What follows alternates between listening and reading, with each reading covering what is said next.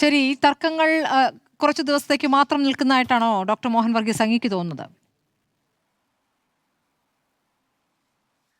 ഇത് തൽക്കാലത്തേക്കൊരു ഇടക്കാലം, നേരത്തെ ഇവിടെ സൂചിപ്പിച്ചതുപോലെ ഇതൊരു ഇടവേളയിലെ ഒരു എന്റർടൈൻമെന്റ് എന്നതിൽ കൂടുതൽ കാര്യമായി നമ്മൾ കാണേണ്ടതില്ല. പക്ഷെ ഒരു കാര്യം ഇവിടെ എടുത്തു പറയേണ്ട കാര്യമുണ്ട്. അതായത് മുഖ്യമന്ത്രി ആരായിരിക്കണം എന്ന് ചോദിച്ചാൽ 3 ഡയമെൻഷണൽ കേപ്പബിലിറ്റി ഉള്ള ഒരാളായിരിക്കണം ഐഡിയലി മുഖ്യമന്ത്രി.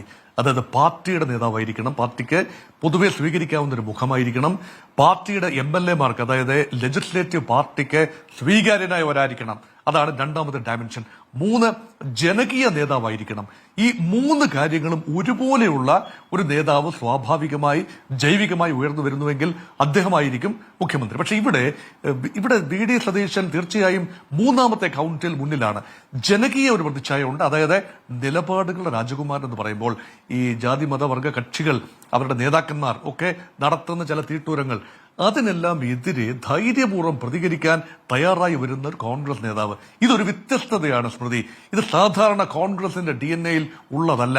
അങ്ങനെ ഒരു മാറ്റി നിർത്തൽ സാമുദായിക ആചാര്യന്മാരോട് കടക്കുപുറത്തു എന്നൊന്നും പറഞ്ഞില്ല എങ്കിൽ പോലും അവരോട് നിശ്ചിത ദൂരം പാലിക്കാൻ അരമനകളിൽ നിരന്തരം കയറി ഇറങ്ങി നിറങ്ങാതെ തന്റെ അസ്തിത്വം കാത്തു സൂക്ഷിക്കാൻ കഴിയുന്ന അത്യപൂർവം കോൺഗ്രസ് നേതാക്കളെ ഉള്ളൂ.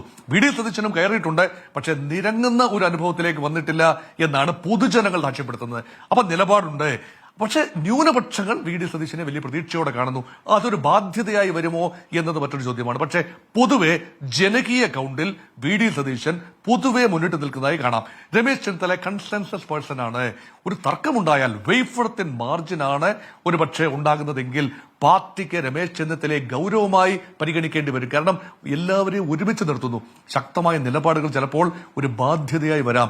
VD സതീശൻ നിലപാടുകൾ ആർക്കും ഒരു ബാധ്യതയായി വരാം. നല്ലതാണെന്ന് തോന്നാമെങ്കിലും പ്രതിപക്ഷ നേതാവിന്റെ കേപ്പബിലിറ്റി അല്ല ഒരു മുഖ്യമന്ത്രിക്ക് വേണ്ടത്. പലതും കണ്ടില്ല കേട്ടില്ല എന്ന് നടിക്കേണ്ടി വരും. പ്രത്യേകിച്ച് ഘടകകക്ഷികളുമായി ഡീൽ ചെയ്യുമ്പോൾ അതെല്ലാം വേണ്ടി വരും. അതേപോലെ 3ാമത്തെ ഡയമെൻഷനിൽ KC വേണുഗോപാലാണ് മുന്നിട്ട് നിൽക്കുന്നത്. അതായത് പാർട്ടി എന്ന് പറഞ്ഞാൽ ഹൈക്കമാൻഡാണ്.